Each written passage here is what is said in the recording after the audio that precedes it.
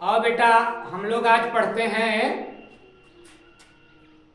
रासायनिक कार्बनिक यौगिकों के नामकरण में एल्डिहाइड का नामकरण। ये एल्डिहाइड किस पंछी का नाम है? एल्डिहाइड किस पंछी का नाम है ऑर्गेनिक केमिस्ट्री में? और एल्डिहाइड कहते किसे हैं और एल्डिहाइड का नाम कैसे रखेंगे? क्योंकि पहले ही क्लास में मैंने बताया था मोर देन 50 लाख, तो 50 लाख में एल्डिहाइड भी है। ये एल्डिहाइड कौन होते हैं? तो एल्डिहाइड बेटा वो हाइड्रोकार्बन होते हैं जिसमें CHO जुड़ा हो। देखिए इसके पहले अपने लोगों ने पढ़ा कि अगर OH जुड़ा है तो एल्कोहल होगा, अगर OH जुड़ा है तो एल्कोहल होगा, अगर CHO जुड़ा है तो ठीक उसी प्रकार से एल्डिहाइड होगा। एल्डिहाइड इसका बुलाने वाला नाम है, लेकिन इसका IUPAC, चूंकि हम लोग किस पर इस समय लगे हुए हैं, कार्बनिक यौगिकों के IUPAC नामकरण पद्धति में हम लोग विचार कर रहे हैं कि कैसे नाम रखा जाएगा। तो भैया अगर किसी कार्बन के यौगिक में CHO जुड़ा हो या CHO आपको कहीं दिखाई पड़ जाए या फिर कुछ ऐसा आपको दिखाई पड़ जाए, अगर ऐसा दिखाई पड़ जाए तब भी एल्डिहाइड, अगर ऐसा दिखाई पड़ जाए, ये O है भैया, C और O के बीच में डबल बॉन्ड रहेगा और C और H के बीच में सिंगल बॉन्ड रहेगा। इसकी चर्चा अपने लोगों ने पीछे भी की है।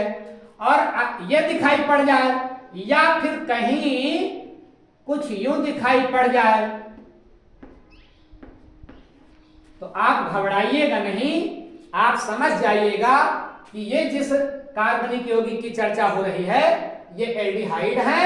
और एल्डिहाइड में अगर CHO लगा है तो aldehyde, C double bond H single bond, C double bond O, C single bond H लगा है। यही चीज यहां भी लिखी गई है, भ्रमित ना होइएगा, केवल इसमें बॉन्ड दिखा दिया गया है और यही चीज यहां भी लिखी गई है, C डबल बॉन्ड O, केवल इसकी जो है स्थिति बदल दी गई है। अगर बेटा ये कहीं आपको दिखाई पड़े, कहीं आपको दिखाई पड़े तो आप सीधा जान लीजिएगा कि ये कार्बनिक यौगिक है एल्केनल। अल मतलब एल्केन में जोड़ना है अल, एल्केनल। कौन सा यौगिक रहेगा? एल्केनल। कब? जब किसी कार्बनिक यौगिक में CHO अभिक्रियात्मक समूह हो, और वही चीज ये भी है, वही ऐसा कुछ भी यह अभिक्रियात्मक समूह है, क्योंकि अब अपने लोग अभिक्रियात्मक समूह के आधार पर नामकरण पढ़ रहे हैं कि किसी हाइड्रोकार्बन में कौन सा अभिक्रियात्मक समूह हो। जैसे हाइड्रोकार्बन में अगर OH अभिक्रियात्मक समूह था तो नाम क्या पड़ गया था? एल्केनॉल। वैसे ही अगर हाइड्रोकार्बन के में CHO अभिक्रियात्मक समूह है तो बताइए नाम क्या हो जाएगा? IUPAC में IUPAC में बताइए नाम क्या हो जाएगा? एल्केनल। इतनी बात आप ध्यान में रखिएगा, तब जो है आगे हम कुछ उदाहरण के साथ इसको देखने का प्रयास करें। इसको जरूर दिमाग में रखिए। इसको हम फिर से लिख दे रहे हैं CHO। ये इसको पहचान करके, ये पहचान है, ये पहचान है। तो आइए देखें, जैसे लिखा गया है HCHO। अब HCHO लिखा है तो बताइए HCHO मिल गया ना? हाँ मिल गया, मिल गया तो ये पक्का हो गया क्या?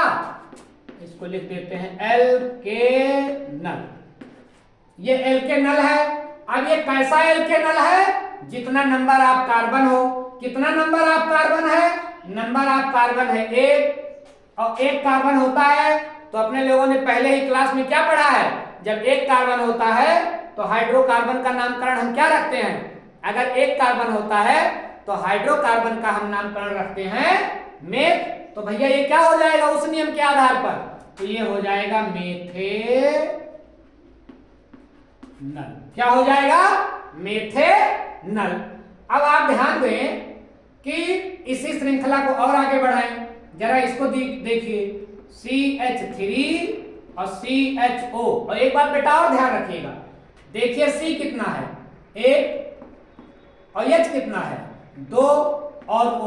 तो इसका नॉर्मल सूत्र क्या होगा कि C, नॉर्मल सूत्र की बात कर रहे हैं, CnH2n और O है। लेकिन पहचानेंगे कैसे? पहचान के लिए आप ये ध्यान में रखिएगा। और अगर काउंटिंग करना है, गिनती गिननी है कि कितना हाइड्रोजन है कितना कार्बन है, तो इस सूत्र का ध्यान रखेंगे और इस सूत्र पर काम करना चाहिए। अब देखिए इसको, देखिए CH3CHO, तो CHO है, हाँ है।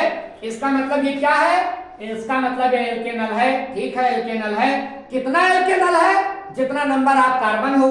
कितना नंबर आप कार्बन है? तो 1 2, 2 नंबर आप कार्बन है। इसका मतलब पक्का हो गया कि 8 है। और दूसरा ये देख ले कि क्या इस सूत्र में हाइड्रोजन बराबर आ रहा है?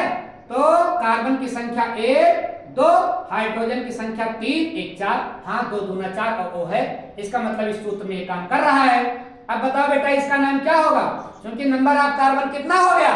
नंबर ऑफ कार्बन हो गया 2, और IUPAC में अगर 2 हो जाए तो नाम क्या होता है? 1। तो इसका नाम क्या हो जाएगा बेटा? इसका नाम हो जाएगा एथेनल। क्या हो जाएगा? एथेनल। 1 था तो मेथेनल, 2 है तो एथेनल, 3 होगा तो प्रोपेनल, 4 होगा तो ब्यूटेनल, 5 होगा तो पेंटेनल। ध्यान अपने लोगों को क्या रखना है कि ये जरूर दिखाई पड़े। अगर ये दिखाई पड़े तभी समझ लेना कि एल्केनल है। जरा देखें, ये तो अगर आपको CHO दिखाई पड़ गया तो आप फट से नामकरण कर दोगे कि ऐसा ऐसा बताया गया था, ये एल्केनल है। लेकिन अगर उसने सूत्र ना लिखा, परीक्षा में आपसे सूत्र ना पूछा, वो नाम दे दे सूत्र ना दे, नाम दे दे और आपसे कहे इसका सूत्र लिखो। जैसे मान लीजिए परीक्षा में आ गया ब्यूटेनल। क्या आ गया? ब्यूटेनल। अब अगर ब्यूटेनल आ गया तो आपको क्या ध्यान में रखना है? अगर अल आ गया तो आपको तुरंत लिख लेना है CHO अनडाउटली, क्योंकि CHO अल की पहचान है। और कितना अल कह रहा है? ब्यूटेन। तो ब्यूटेन का मतलब 4 और 1 कार्बन है ही, तो यही 3 कार्बन आप और लिख लीजिए। 3 कार्बन हो गया। अब कार्बन तो हो गया 4, और इसको जरा याद करिएगा आप कि कार्बन जितना हो हाइड्रोजन उसका 2 गुना हो। तो कार्बन हो गया 1 2 3 4। तो बताइए हाइड्रोजन कितना होना चाहिए? 8। और जबकि यहाँ 1 है तो कितना होना चाहिए? होना चाहिए केवल 7। तो इसको जरा देखिए, CH3 CH2 CH2। अब देखिए इसको CH3। अब देखिए 1 2 3 4, 1 2 3 4। कार्बन कितना हो गया? 4। तो ब्यूट का काम पूरा हो गया। और हाइड्रोजन कितना होना चाहिए? 4 के 2 गुने से 2 गुना, तो 3 2 5 2 7 1 8। इसका मतलब ये बना हुआ यौगिक क्या है? ये बना हुआ यौगिक ब्यूटेनल है। ठीक इसी प्रकार से अगर आपसे उसने पूछ लिया पेंटेनल, उसने सूत्र ना दिया, नाम दे करके आपसे सूत्र पूछ ले, तो घबराने की कोई जरूरत नहीं है। लिख लो यही पेंटेनल, यही लिख लो। अब देखें अल आ गया ना, तो पहले आप लिख लीजिए CHO। इसका मतलब ये तो पक्का ही है, इसकी पहचान है CHO। कितना अल? पेंटेन। तो पेंटेन माने 5 कार्बन, तो 1 कार्बन है ही और 4 कार्बन और बना लीजिए। 1 कार्बन 2 कार्बन 3 कार्बन 4 कार्बन। अब देखिए 1 2 3 4 5, 5 हो गया पेंट। अब इसको याद करिएगा कि हाइड्रोजन कितना होना चाहिए? 5 है तो 10 होना चाहिए, और 1 हाइड्रोजन ऑलरेडी यहां मौजूद है तो 9 और लेना है। तो इसको जरा देखिए CH3 CH2 CH2 और CH2। जरा देखिए 3 2 5 2 7 2 9 1 10। तो इसका मतलब ये क्या बन गया? ये बन गया पेंटेनल। तो आज दोनों तरफ से आप ध्यान रखिएगा। अगर आपको ऐसा दे दिया तो आपसे पूछ रहा है इसका नाम बताइए, तो आप CHO देख करके काउंट कर लेंगे कि कितना कार्बन है उतना एल्केनल, जितना कार्बन है उतना एल्केनल। और अगर आपको नाम दे रहा है, कह दे रहा है सूत्र लिखिए, तो जो मैंने विधि बताई उसका ध्यान रखिएगा। तो मुझे लगता है कि और इनका भैया जो बुलाने वाला नाम है, जो कॉमन नाम है, एल्डिहाइड बोलते हैं। जैसे मेथेनल है तो मेथेनल को बोलते हैं फॉर्मेल्डिहाइड, बुलाने वाला नाम, लेकिन IUPAC मेथेनल। ठीक उसी प्रकार से एथेनल का नॉर्मल नाम है एसिटेल्डिहाइड, लेकिन IUPAC एथेनल। तो इस तरह से अपने लोगों ने ये छोटा सा पॉइंट समझा कि एल्डिहाइड का नामकरण कैसे करेंगे, और शेष जो बच रहे हैं उसको भी हम क्रमशः करते रहेंगे। शेष जो है वो नेक्स्ट क्लास में। ओके।